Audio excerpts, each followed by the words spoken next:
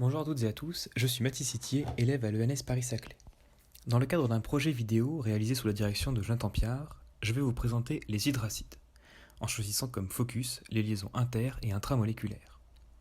Le format sera une présentation pecha-kucha d'une durée de 3 minutes. Commençons par définir ce qu'est un hydracide.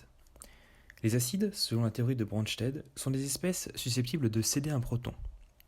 Ici, les hydracides, aussi appelés acides binaires, sont des composés constitués d'un non-métal et d'hydrogène qui peuvent se résumer en une formule générale HNX.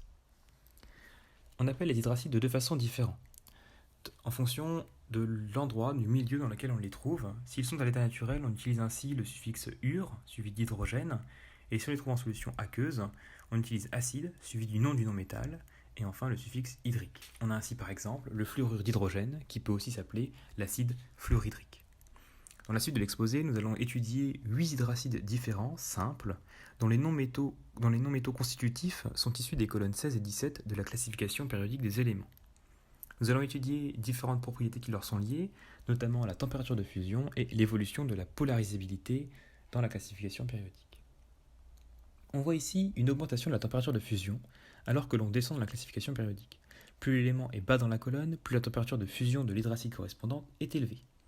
Avec deux exceptions néanmoins pour H2O et HF, qui peuvent s'expliquer par des interactions électrostatiques différentes. On a ainsi, au sein de ces composés, des interactions de type van der Waals, et plus précisément de London entre dipôles polarisables, et d'autre part des liaisons hydrogènes pour des atomes très électronégatifs tels que l'oxygène ou encore le fluor. Plus une espèce est stabilisée par son environnement, plus sa température de fusion ici sera élevée. Les liaisons hydrogènes stabilisant donc beaucoup plus que les interactions de type van der Waals. Quelques propriétés sont rassemblées ici dans un tableau. Avec les halogénaires d'hydrogène, on retrouve l'augmentation de la température en fonction de la stabilisation, mais on a également la diminution du pKa, donc l'augmentation de l'acidité de l'espèce, en fonction de la polarisabilité, de la taille du non-métal correspondant à l'hydracide. Plus le non-métal est volumineux, plus la rupture de la liaison hydrogène-halogène sera facilitée, et on peut retrouver dans la classification périodique toutes ces propriétés. L'électronégativité augmente en allant vers la droite et en montant dans la classification, et la taille des atomes augmente lorsque l'on descend dans la classification. Nous avons vu ici une première approche des hydracides. Nous n'avons pas traité leur utilisation en chimie organique, par exemple, ou encore le caractère toxique que peuvent avoir les hydracides.